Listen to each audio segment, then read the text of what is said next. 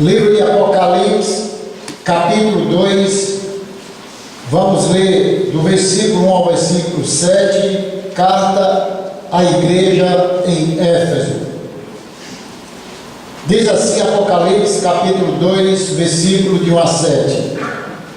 Ao anjo da igreja em Éfeso escreve: essas coisas diz aquele que conserva na mão direita as 7 estrelas e anda no meio dos 7 candeeiros de ouro. Conheça as tuas obras, tanto o teu labor como a tua perseverança, e que não podes suportar homens maus, que puseste à prova os que a si mesmo se declaram apóstolos e não são, e os achaste mentirosos. E tens perseverança e suportaste prova por causa do meu nome, não te deixaste esmorecer. Versículo 4. Tenho, porém, contra ti que abandonaste o teu primeiro amor. Lembra-te, pois, de onde caíste, e arrepende-te e volta à prática das primeiras obras. Se não venho a ti, e removerei do seu lugar o seu candeeiro, caso não te arrependas. Tens, contudo, a teu favor que odeias as obras dos nicolaítas, as quais eu também odeio. Quem tem ouvidos, ouça o que o Espírito diz às igrejas. Ao vencedor dar-lhe-ei que se alimente da árvore da vida, que se encontra no paraíso de Deus. Amém? Vamos orar? Pai, obrigado pela leitura da Tua Palavra. Obrigado, Deus, porque o Senhor nos concede mais uma oportunidade de ouvir os Teus ensinamentos. E esse texto de Apocalipse, capítulo 2, é um texto que deve ser aplicado ao coração da Tua igreja, ao nosso coração. E pedimos que o Senhor venha falar conosco através da Tua Palavra. Aceite a nossa oração em nome de Jesus. Amém. Queridos, o livro de Apocalipse, eu acredito que seja um dos livros mais difíceis de interpretação. É um livro muito complexo. É um livro que alguns não gostam de ler, porque vê no Apocalipse um fim desastroso. Alguns começam a olhar para o Apocalipse e começam a ver talvez tragédias iminentes, talvez alguma coisa que não se pode fazer mais nada. Mas eu quero dizer para você que o livro de Apocalipse é um livro muito bom para se ler e um livro que deve ser aplicado no meio da igreja nos dias de hoje. O livro de Apocalipse é um livro que fala sobre Jesus e sobre a sua igreja, sobre a revelação. Apesar de muitos acharem que o livro de Apocalipse é um mistério, é algo que estão esperando acontecer, mas esse livro ele traz uma revelação profunda de Deus para o nosso coração. Nesse livro nós vamos aprender muitas lições, e esse livro ele é para ser estudado e não para ser amedrontado. Algumas pessoas começam a olhar o Apocalipse e começam a ficar triste, angustiado, com medo do futuro. Evidentemente o livro vai falar de arrebatamento, vai falar do futuro, mas o livro vai falar das coisas que nós estamos vivendo, como a igreja se comporta nos dias de hoje, que era o mesmo comportamento da igreja de antigamente. Então veja só, a história não caminha para o caos, nem está dando voltas cíclicas, mas caminha para um fim glorioso da vitória completa de Cristo Jesus e sua igreja. É aqui nesse livro que nós vamos entender que há um final feliz para o povo de Deus, para nós que fomos escolhidos por Deus. Meus irmãos, o livro do Apocalipse deve nos incentivar à santidade, encorajamento no sofrimento, adorar aquele que está no trono, que é o Senhor Jesus Cristo. Há vários ensinamentos e várias lições no livro de Apocalipse. Eu estou dando essa introdução para depois falar da igreja. Por que João escreve essas cartas às igrejas? Quem são essas igrejas? O que elas representam para nós? A primeira coisa é que esse livro ele traz muitas lições. E eu listei aqui apenas 5 lições práticas do livro de Apocalipse. A primeira é a certeza de que Jesus tem um total controle da igreja, Carlos. O Senhor Jesus tem um total controle da igreja. Jesus tem um total controle da história, que muitos acham que a história vai ser desenfreada e vai acontecer coisas que você não sabe o que fazer, mas o livro trata exatamente que Deus controla a igreja e controla toda a história. Terceiro, a perseguição do mundo e do diabo não pode destruir a igreja. Por mais preocupado que você esteja, o que vai acontecer na minha vida, se sinta seguro de que Deus tem o controle e domina todas as coisas. Quarto, os inimigos que perseguem a igreja serão vencidos, nós seremos poupados por Deus. E quinto, os inimigos de Cristo terão que enfrentar o juízo de Deus, ao mesmo tempo que a igreja desfrutará das bem-aventuranças eternas. Veja que sempre há uma segurança para nós, para a igreja, ao ler o livro de Apocalipse. E no livro de Apocalipse existem 3 escolas de interpretação. É a interpretação preterista, a interpretação futurista e a histórica. Alguns que veem somente na interpretação preterista, que isso aqui foi só para o passado, foi os apóstolos que foram perseguidos, e essa revelação não vale para nós. Há uma outra interpretação, que é a futurista, que eles veem a revelação de Apocalipse somente para o futuro, para as coisas que ainda irão acontecer, e no que diz respeito também ao arrebatamento. Mas também há uma escola que é muito boa, essa eu recomendo, que é a história, é a interpretação histórica. O livro de Apocalipse é uma profecia histórica do reino de Deus, desde o primeiro advento até o segundo advento, que é a vida de Cristo para buscar a sua igreja. Então eu queria fazer essa pequena introdução para a gente entrar agora nessa carta que nós lemos. O apóstolo João, ele estava exilado na ilha de Patmos, aproximadamente no ano 95 depois de Cristo. Quem era o imperador da época era o imperador Domiciano, já tinha sido Nero antes dele, depois foi Diocleciano. Então eram homens maus que estavam maltratando a igreja, estavam perseguindo a igreja, e ali Deus dá uma revelação para João para levar para aquelas igrejas. E João, ele recebe essa revelação das 7 igrejas do Apocalipse, mostrando a dificuldade que cada igreja estava passando, mostrando também a perseguição que aquelas igrejas estavam vivendo, e também elogiando, fazendo elogio por aquelas coisas boas.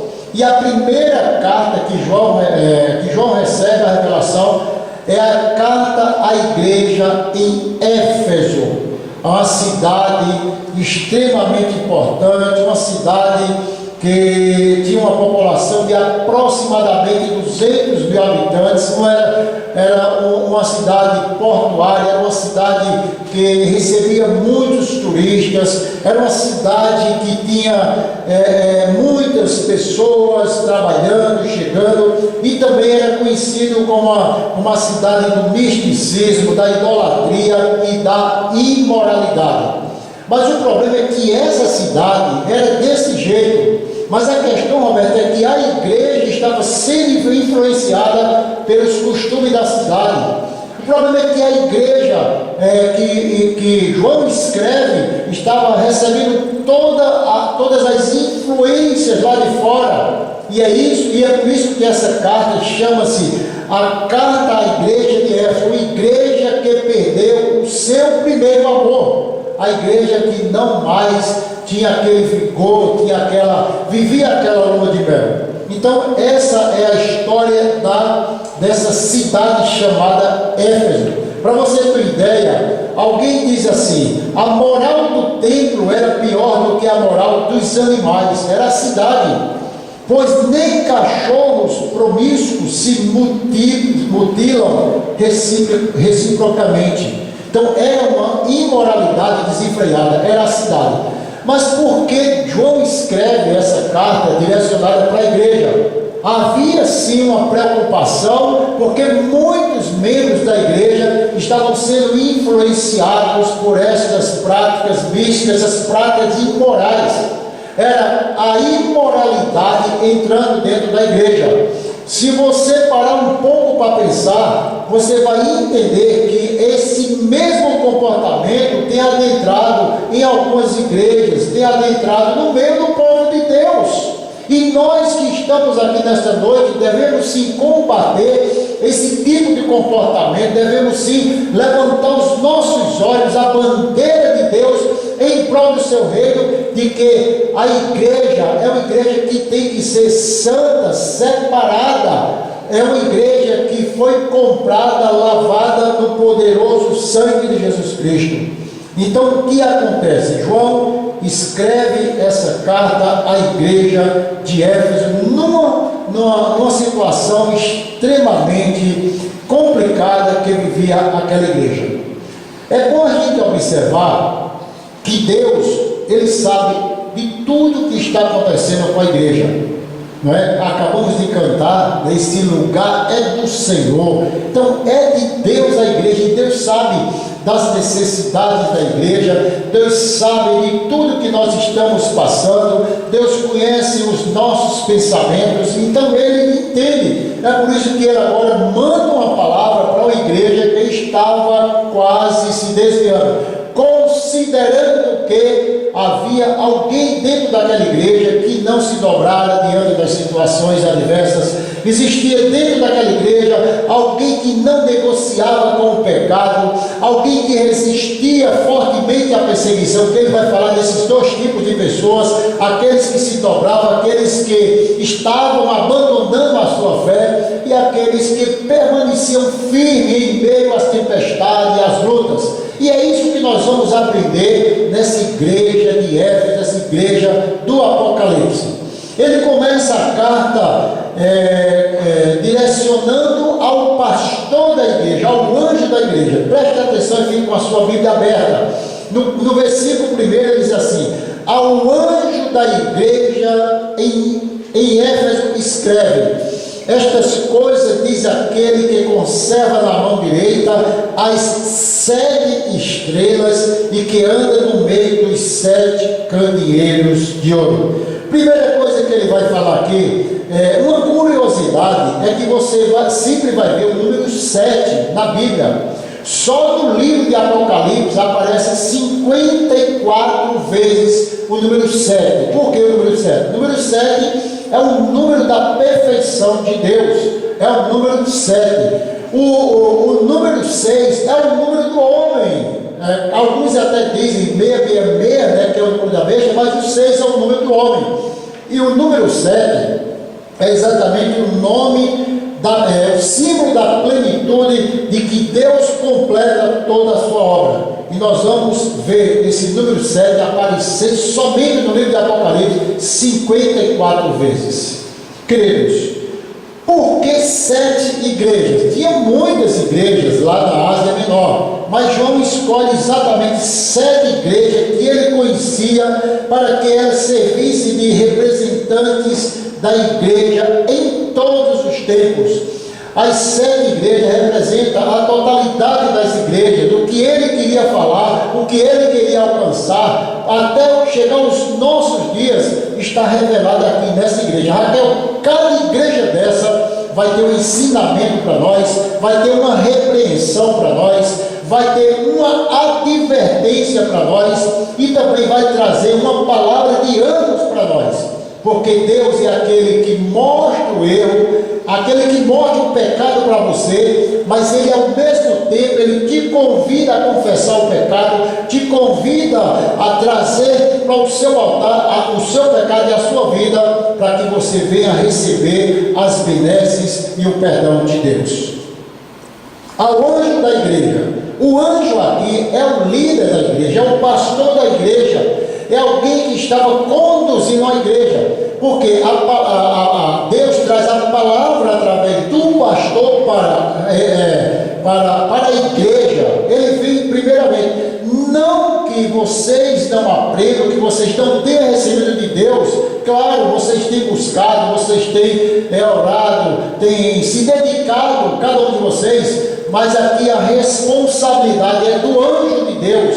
É por isso que pesa sobre nós, pastores, a grande responsabilidade de entregar a palavra revelada. Eu não tenho que inventar, eu tenho que dizer, que interpretar o que está escrito aqui, para que a igreja venha a ter conhecimento e crescimento em sua palavra. Então, quando ele escreve, endereçando ao pastor da igreja, ele começa dizendo o seguinte: ao anjo da igreja em Éfeso escreve essas coisas,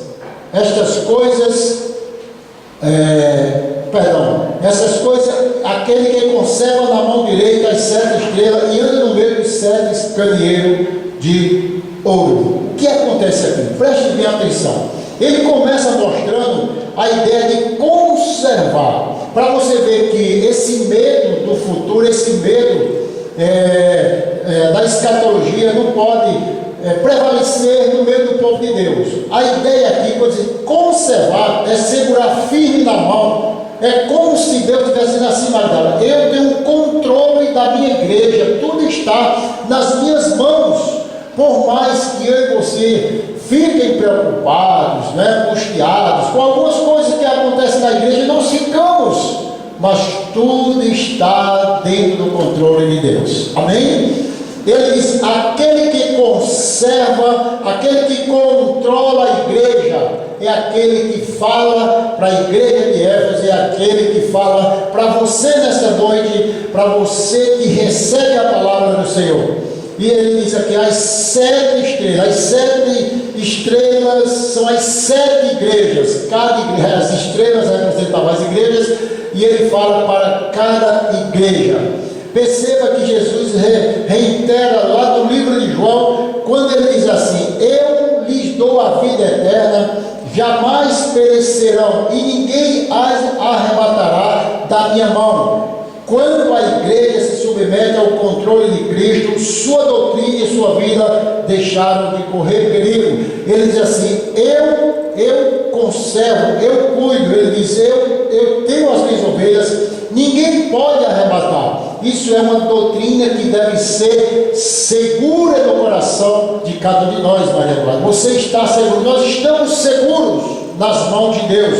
E Jesus disse que eu dou a vida eterna e ninguém arrebata das minhas mãos. O diabo não pode arrancar nenhum de nós das mãos dele. Tem que ter a permissão. Tudo que acontece tem que ter a permissão de Deus.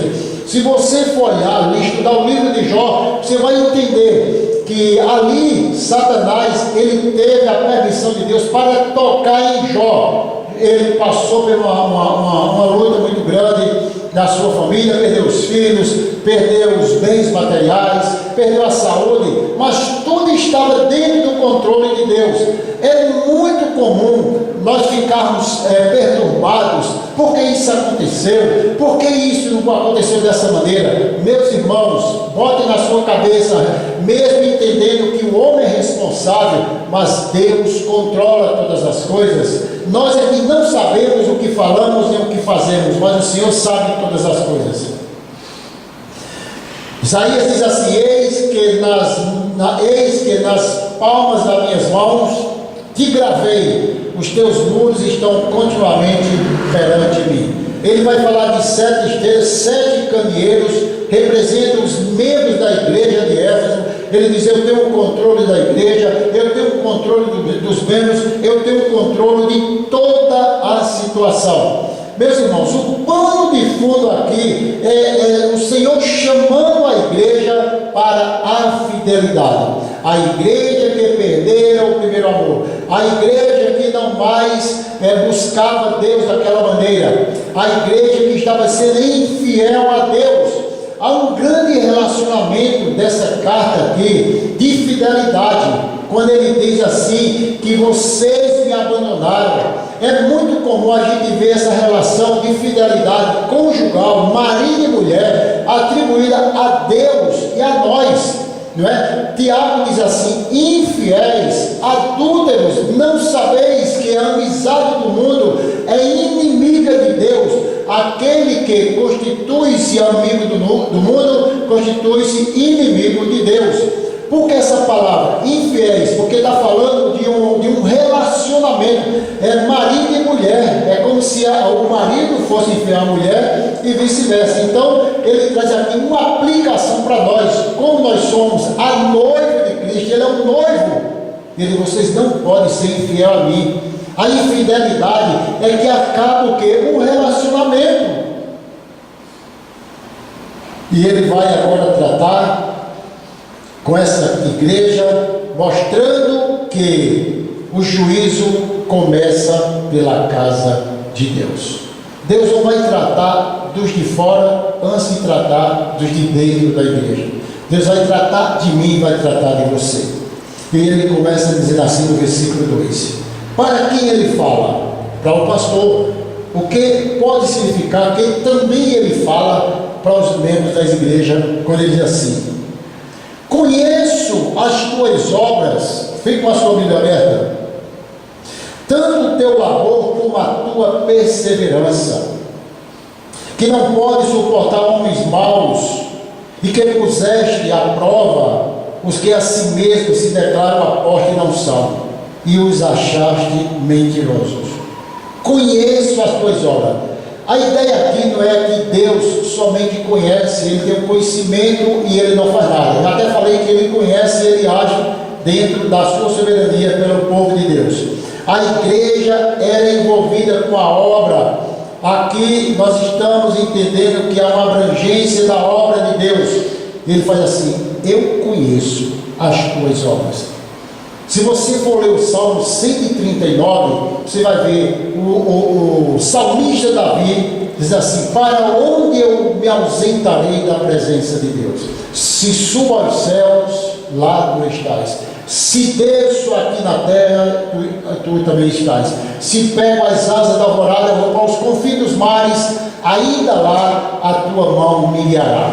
Então não tem como fugir de Deus. E ele diz aqui para a igreja: eu conheço as tuas obras, sei as obras boas, as obras de caridade, de piedade, eu sei as obras que louvam o nome de Deus que você está fazendo.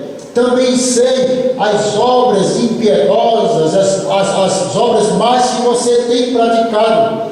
E ele diz para essa igreja: conheço as tuas obras, conheço o teu labor, eu sei quando tu estás se esforçando, eu conheço quando você sai de casa, quando você sai com a cabeça pensando em trabalhar, quando você termina o dia cansado, eu conheço o seu labor, eu sei que você é perseverante. Então tinha um grupo na igreja que perseverava, tinha um grupo na igreja que estava buscando a ele.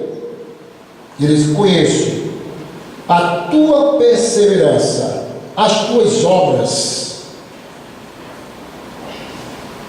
Quem foi que eles resistiram? Apóstolos e não são, e os achaste mentirosos.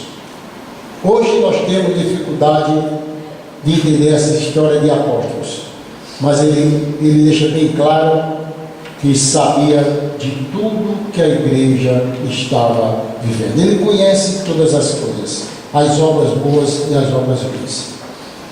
E tens perseverança, e suportaste provas por causa do meu nome, e não te deixaste esmorecer. É uma das coisas que a igreja mais precisa de hoje, chama-se perseverança. Nós não perseveramos, nós desistimos, nós paramos no meio do caminho, nós não queremos seguir em frente. E aqui eles: eu conheço quando você está sendo perseverante, eu conheço a sua luta dentro de você para vencer o pecado, para vencer as intempéries da vida. Eu conheço, eu sei de todas as coisas. E tens perseverança, suportaste prova. Queridos, é isso aqui que nós devemos pensar um pouco, que no momento de prova nós temos a tendência de correr. No momento que a aprovação bate na nossa porta, nós temos muita facilidade de reclamar com Deus, de dizer: Deus me abandonou. Nós não estamos firmes para passarmos pelas provas. Ninguém está firme, ninguém está preparado. Não existe essa ideia de que nós vamos estarmos preparados para o dia mau. Não estamos. É o dia que chega, é Deus que prepara, é o momento que vai dizer tudo aquilo que nós passamos. Você está preparado para passar provas? Não, nem eu estou preparado.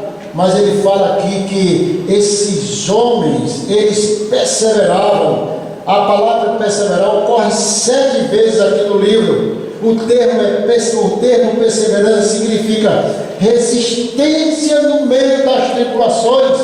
É isso que ele estava mostrando, Salomão, para aquela igreja. Resista esses momentos de luta e tribulações que vocês estão vivendo. Sabe por quê? Porque ele está falando para uma igreja. Ele está falando para alguém que se identifica com ele, alguém que fora chamado para ser filho de Deus. E é muito provável que alguns, no momento da prova, deixam, abandonam, correm. Esse exemplo, se é que pode ser exemplo ou mau exemplo, nós temos já lá no livro dos Evangelhos. Olha para aqui agora, os discípulos de Jesus caminharam com Jesus durante 3 anos, viram os milagres de Jesus, acompanharam toda a trajetória de Jesus. Mas Luciano, quando foi na hora que ele foi traído, que ele foi pego pelos soldados romanos, sabe o que aconteceu? Todos fugiram. Você está pensando que só foi Pedro que negou Jesus? Você está pensando que só foi Judas que traiu? A Bíblia diz que todos viraram as costas, na hora da aprovação não suportaram, eles correram. Mas é isso aqui que ele está dizendo para mim e para você, que nós temos que ter perseverança na hora da tribulação, na hora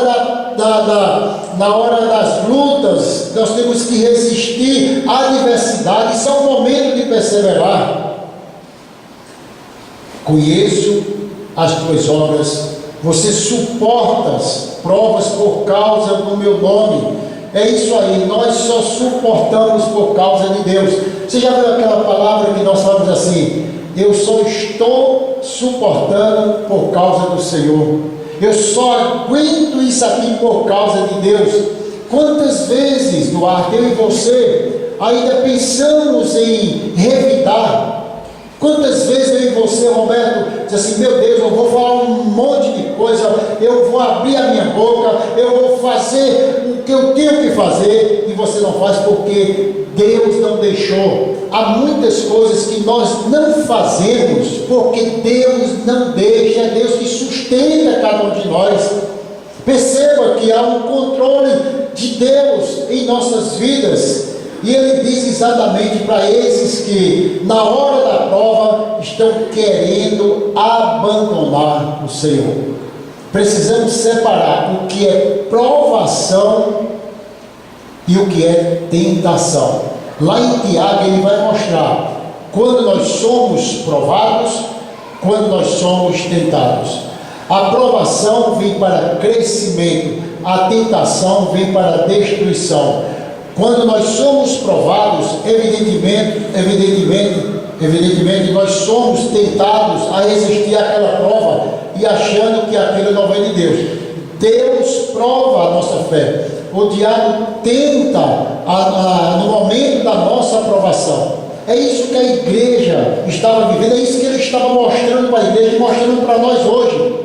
Nós somos tentados, nós somos provados. Precisamos separar o que é provação e o que é tentação. Às vezes é Deus provando mesmo a sua fé, não é o diabo não. Você vê no livro de Jó, que foi a instante aqui, há pouco instante, que Jó ele foi provado por Deus, mas na provação, lembre-se de que quem estava lá induzindo era Satanás. Quando chega para ele e diz: observaste o meu servo Jó. Deus disse: observaste o meu servo Jó. Ele disse: também o Senhor dá de tudo para ele. Esse foi o momento da luta, da provação dele.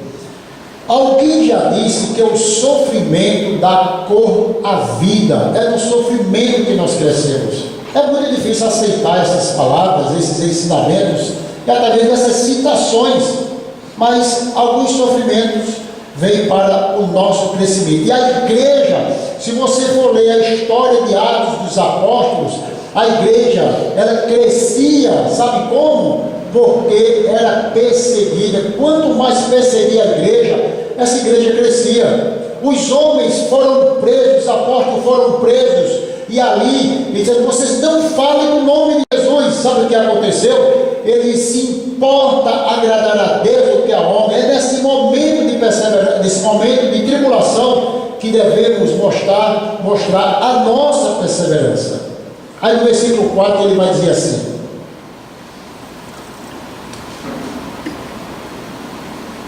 versículo 4, ele vai dizer assim: para quem ele fala? Ele fala para dois tipos de pessoas. Ele fala para aqueles que estavam realmente pisando na bola e aqueles que estavam enfrentando as provas com perseverança.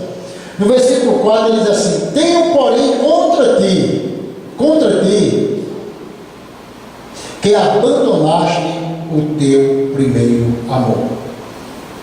Você dá uma ideia, olha para aqui, dá uma ideia de lua de mel. O casamento não é lua de mel, mas quando chegar na frente deixa de ser lua de mel. Então ele diz assim: você abandonou o seu primeiro amor. Aqui traz uma explicação para nós de um relacionamento onde há fidelidade e pode haver infidelidade. Então ele diz assim: vocês me abandonaram, vocês esfriaram. A linguagem aqui é uma linguagem espiritual, é onde o povo de Deus se encontra numa inércia muito grande. As pessoas que não estão nem aí, não estão nem preocupados.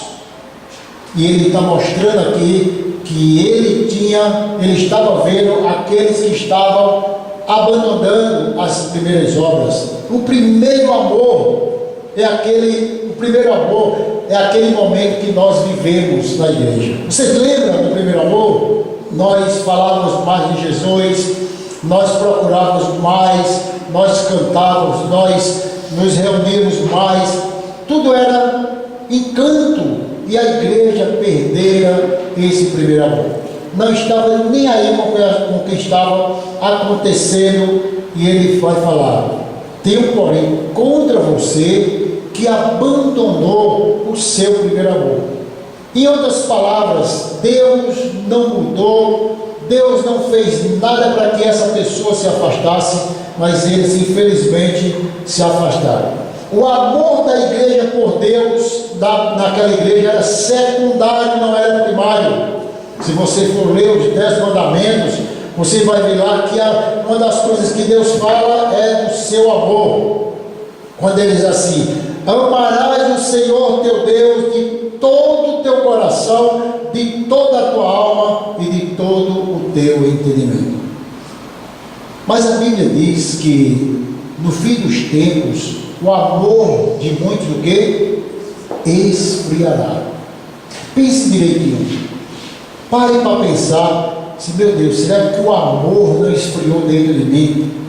O prazer de ouvir Deus, a alegria de aprender os seus ensinamentos. Vamos pensar direitinho para ver se nós não estamos também caminhando para esse abismo.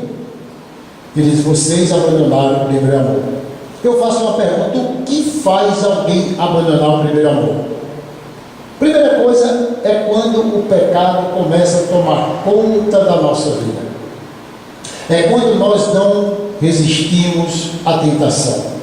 É quando nós achamos que a vida se limita em tudo isso aqui que nós estamos vivendo. Mas é provável que esse abandono tenha ocorrido por alguma coisa que aconteceu. Sempre vamos descontar em Deus algo que nós sofremos: as decepções, as injúrias, as calúnias, o descaso, tudo que nós passamos, Carlinhos, nós vamos descontar em Deus, nós vamos esfriar para Deus. É muito comum quando as pessoas dizem assim: eu vou dar um tempo, porque estou passando por uma luta, por uma dificuldade, por uma decepção. Mas Deus convida você, convida a igreja hoje a voltar ao primeiro amor. Sabe por quê? Porque é muito perigoso quando nós entramos nessa inércia espiritual, nessa frieza. Não tem vontade de orar, não tem vontade de ler a Bíblia, tanto faz o dia de hoje como o dia de ontem, tanto faz coisas, isso aí pode estar atrapalhando a sua vida espiritual. Amém? Agora, olha aqui agora, no versículo 5, ele falou: você que abandonou o seu primeiro amor, tenho contra ti, a você que abandonou o primeiro amor. Agora, veja como Deus faz. Queridos, prestem bem atenção. Deus mostra o pecado, Ele mostra a forma de você vencer o pecado. O que Ele diz no versículo 5: lembra-te, pois, de onde caíste, arrepende-te e volta à prática das primeiras obras, e se não venho a ti, removerei o seu lugar, o seu candeeiro, caso não te arrependas. O que é que ele diz aqui? Você caiu, cair é do homem, e o levantar é de Deus. Tem um dia que eu posso estar fraco, e é normal. Um dia que eu estou desanimado, eu estou cabisbaixo, eu estou triste, eu estou decepcionado, me sentindo derrotado. Mas a Bíblia traz para nós uma palavra de conforto, quando ele diz assim: lembra-te, pois onde caíste. Ele vai lembrar, arrepender e agir. Foi o que aconteceu com o filho pródigo. O filho pródigo foi embora de casa, ganhou o mundo, achava que a casa do pai era careta. E aquele filho pródigo, eu preguei a semana passada esse sermão sobre o filho pródigo, ele vai embora, ele abusa da casa do pai, ele acha que ali não tinha mais sentido de viver, ele queria ganhar o mundo, ele queria gastar o seu dinheiro com aquilo que ele achava que era certo. Mas sabe o que aconteceu? A Bíblia diz que ele foi para longe de sua casa, mas lá longe ele se lembrou das benesses. Longe de sua casa ele se lembrou que ele estava sendo bem tratado em casa e maltratado no mundo, porque ele procurou a liberdade fora de casa, e fora de casa ele encontrou, sabe o que? A escravidão. Ele foi comer alfarrobas dos porcos e nem podia comer. O que é que ele quer dizer? Jesus está falando aqui para a igreja: lembra-te, pois onde caíste, arrepende e volta às primeiras obras. O verbo lembrar aqui é mais ou menos assim: continue lembrando, ou fique se lembrando, não esqueça, porque nós temos uma mente muito curta, nós esquecemos com facilidade. Mas a ideia é que continue lembrando, continue colocando na sua mente que você errou, que você pisou na bola. Lembra depois aonde caíste, o que te fez cair, vai na raiz. Você percebe quando ele está querendo trazer a pessoa de volta para os seus braços? Eu quero você para mim, mas você tem que olhar, você tem que pensar, você tem que se lembrar. Onde foi que caiu, o que foi que te derrubou, o que foi que entristeceu o teu coração, o que foi que desanimou a tua alma? Você sabe por quê? Nós precisamos dar nome aos nossos pecados. Nós precisamos chegar diante de Deus e dizer: Senhor, eu pequei assim, eu caí exatamente nessa área que eu nunca pensei que ia cair. Agora ele diz: caíste, lembra onde caíste. Aonde foi que você caiu? Ele diz aqui: arrepende-te. Aqui a ideia é o sentido único, ou seja, se arrependa de uma vez por todas. Sabe por que ele está falando isso? Porque é muito comum a gente confundir, não é? Um arrependimento com remorso. Remorso não é arrependimento. Remorso é aquele sentimento, você talvez até chorou, se emocionou, mas não foi algo sincero no coração. Foi o que aconteceu com Judas. Judas não se arrependeu. ele teve remorso do que ele fez contra Deus. E a ideia aqui é que ele diz assim, se arrependa. Então você caiu, procure saber, se arrepende agora, volte, como o convite de Deus para aquela igreja, volte a fazer o que você fazia antes, é possível. Quantas pessoas a gente conversa, eu pelo menos como pastor, aconselhando, mas pastor, eu não consigo, é difícil para mim. E consegue, meu irmão. O apóstolo Paulo conseguiu, quando ele foi resgatado por Deus, homem mau, perseguindo a igreja, e ele conseguiu. O homem pode ser o homem mais adúltero do mundo, pode ser o homem mais inveterado do pecado, mas tem jeito para ele. Deus está chamando, volte. Aqui, quando ele volte, ele traz a ideia de atitude. A volta nos incita as duas coisas: primeiro, lançarmos nos braços da graça de Deus, e segundo, fazer produzir nós frutos de arrependimento. Voltar é muito difícil. Sabe por quê? Porque nós somos orgulhosos. Não queremos voltar para não dar o nosso braço a torcer, não dar a mão à palmatória. Por isso que nós não queremos ceder. Eu caí, mas é tão bonito a gente, Deus, eu pisei na bola, Senhor, eu estou aqui e quero voltar a ter a minha vida contigo. Agora, ele também traz uma ameaça. Ele dá a oportunidade, escute aqui, ele dá a oportunidade, manda você voltar, a igreja volte para os braços do Senhor, mas ele diz, ó, se vocês não voltarem, eu vou fazer alguma coisa. Há uma ameaça aqui no versículo, quando ele diz assim, removerei o teu candeeiro, em outras palavras, tomarei medidas drásticas sobre você, não vai ficar impune. Nós não vamos ficar impunes diante das nossas transgressões. Versículo 6, ele diz: tens contudo a teu favor. Ele fala para um grupo que estava precisando voltar. Ele fala para um determinado grupo agora que resistiu o pecado, resistiu às obras mais. Aqui quando fala dos nicolaítas, tenho contudo a teu favor que odeia as obras dos nicolaítas, as quais eu também odeio.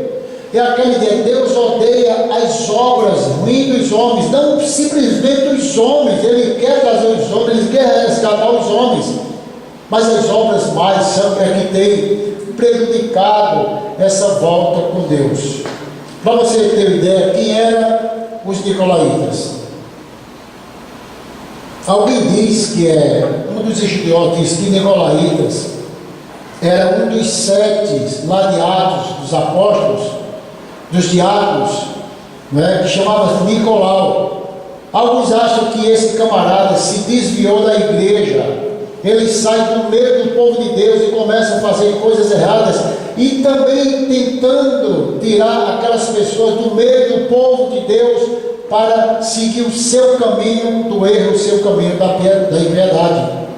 Ele diz, olha, eu odeio esses. Então tinha alguém, olha daqui, tinha alguém sendo levado por aqueles ventos e doutrinas, tinha alguém que estava sendo discípulo de Nicolau, alguém que estava entrando nessa seita, abandonando a igreja. Então o que acontece é que ele está dizendo, eu tenho contra você que odeia as obras do Nicolau, eu também odeio.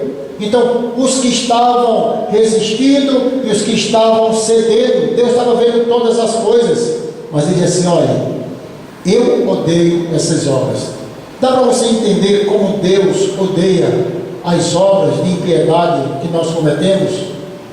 Dá para você perceber como Deus olha para nós, claro, com um olhar de amor, querendo resgatar, mas que diz assim, eu odeio as obras que você está fazendo. Precisamos parar um pouco e dizer, Deus, o Senhor está se agradando das minhas obras? O Senhor está se agradando do culto que eu estou prestando a Deus? O Senhor está se agradando da mulher que eu sou, do homem que eu sou, do filho, o meu comportamento, o Senhor está se agradando? Precisamos parar um pouco e pensar se essas obras Deus está se agradando, ou nós estamos talvez desagradando a Deus com as nossas obras de impiedade. Ele vai concluir no versículo 7, mostrando agora o seu zelo, quando ele olha para aqueles que estavam negociando com o pecado, e ele diz no versículo 7: quem tem ouvidos, ouça o que o Espírito diz às igrejas. A cada carta dessa, Gilberto, ele vai mostrar que você precisa abrir os seus ouvidos. Quem tem ouvidos, ouça o que o Espírito diz à igreja. A ênfase no ouvir não é o de ler, não é o ler indica que o Apocalipse indica de uma leitura, mas é quando ele diz assim: você pare, escute o que Deus está falando. Jesus disse: as minhas ovelhas ouvem a minha voz. Nós estamos prontos para ouvir. Tiago diz lá: sejamos prontos para ouvir, tardio para falar e tardio para se irar. Pronto, sabe o que é pronto ali? A ideia é de uma rapidez. A palavra ali no grego é tax, é rápido. Seja rápido para ouvir. Nós demoramos muito para ouvir e queremos sempre agir sem ouvir. Isso é muito perigoso. E ele conclui com uma promessa: ao vencedor dar-lhe-ei que se alimente da árvore da vida que se encontra no paraíso de Deus. Concluindo, se nós fizermos o que ele está mandando, há uma recompensa para nós. Às vezes nós queremos somente a recompensa de Deus, as benesses de Deus, mas Deus está dizendo: nós precisamos fazer o que ele está pedindo para alcançarmos as benesses de Deus. E ele encerra dizendo: ao vencedor. Quem é o vencedor aqui? É aquele que vai vencer a tribulação, é aquele que vai ser perseverante na hora da luta, é aquele que não vai negociar com as mentiras do diabo, com as alfarrobas de Satanás, é aquele que não vai se dobrar diante das circunstâncias. Ao vencedor, quem vencer vai ter uma premiação, e é exatamente esse prêmio da soberana vocação de Deus que nós estamos aguardando de um dia nos encontrarmos nas mansões celestiais. Amém? Que Deus nos ajude a vencer as lutas, as tribulações e os pecados. Que Deus abençoe a todos. Amém. Vamos orar?